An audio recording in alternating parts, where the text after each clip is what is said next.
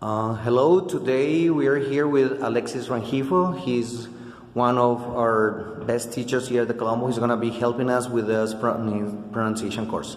Here he goes. Go ahead. Okay, hello everybody. Well, number one, thank you for that introduction. Okay. The purpose of the lesson that I'm going to show here is to show importance, okay, or bring importance to basically the idea of learning phonemic symbols. The importance of phonemic symbols. Here, using the phonemic symbols, I'm going to teach, okay, a simple, two simple, well, they're called rules in some pronunciation books, but they're more patterns because in pronunciation, every rule is practically broken because there are exceptions to words. We'll talk about that in a couple of minutes. But this is a general pattern that you can follow and teach, okay, your students for learning how to read and pronounce vowel sounds correctly. Okay, there are 5 vowels in American English as there are in Latin in most alphabets. Okay, and unlike the Spanish vowels, which produce only 1 sound each, the American vowels each produce 2 sounds. So that means that 5 vowels produce 10 sounds, known as phonemes. Okay, but in combinations they also produce some other additional sounds, which I mean, I only put 3 of here, I didn't put all of them. But right now we're going to concentrate mostly on the American long sound, okay, and the Latin short sound produced by the vowels, and these are the phonemic symbols which represent the sounds. So for the American long sound, because it's actually a little longer, okay, we have these phonemic symbols. This one represents the sound A, which is basically the letter itself. E, E. Not every book has this little Y, okay, for the phoneme E. But I like it. I like it because here also A, O, here you have this W, U, U, U. This little W actually shows how your lips, and this Y shows how your mouth is going to finish the sound. And you can use this to connect to another sound. For example,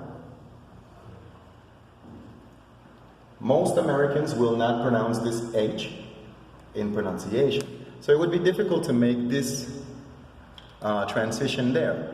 But if you learn the phonemic symbol, the transition is actually the Y. So what what the American says, please forgive me there, is I see 'em, I see 'em, I see 'em. So you're actually using that Y here to make the transition. The same happens when you have an O, O, O. Okay, some phonetics, some books show it represented like that. Okay, others show it like that. That little W helps to connect words, where sometimes students put an imaginary T or D sound in there and they say something like got out, where the connector is naturally the O that ends the phonemic O, go, go. So what you say is go out, go out. So that's why I like using these phonemic symbols with the Y there. So like I said, these symbols represent the American long sound. This is A, E, I, O, U, and that's basically to prolong the sound.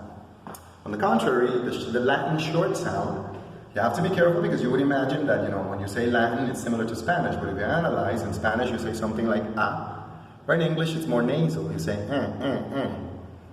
This would be exactly the same, e.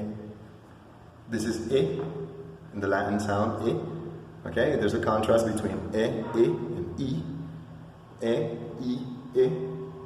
This would be a, the phonemic symbol for a as in doctor.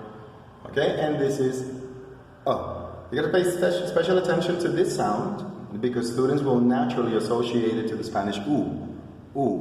So they will say words something like Luke or Lukey.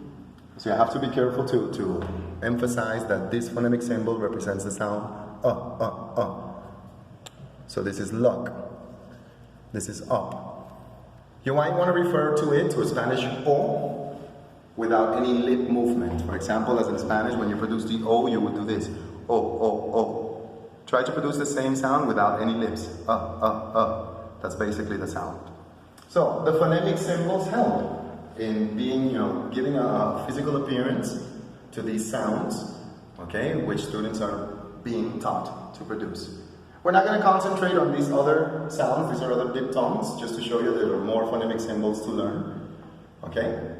But I personally employ very much these symbols when teaching these two patterns that help students a lot when it comes to reading.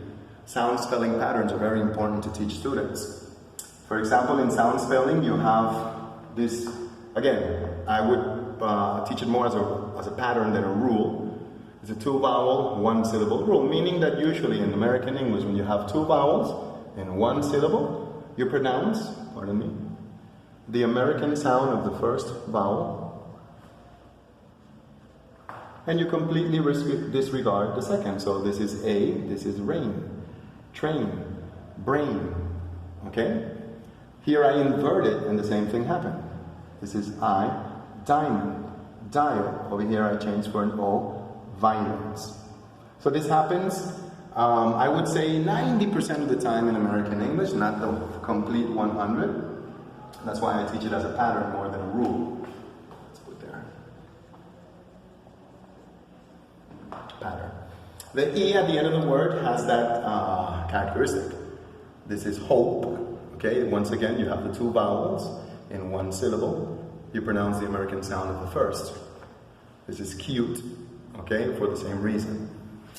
The other pattern is when you have 1 vowel between consonants. Okay, in this case, generally you go for the Latin sound, the short sound.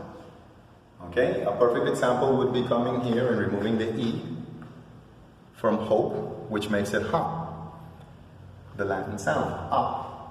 Or removing the E from cute makes it cut, as the Latin sound, So there's some other examples that you can see here, ban, can, cut, but, set, met. But once again, there are exceptions. This is not push, this is push. This is not bush, this is bush. But if I do this, I return to the pattern, which is rush.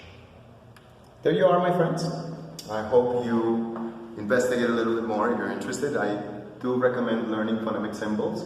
Like everything in your acquisition as teachers, I think the more we know, the better we are.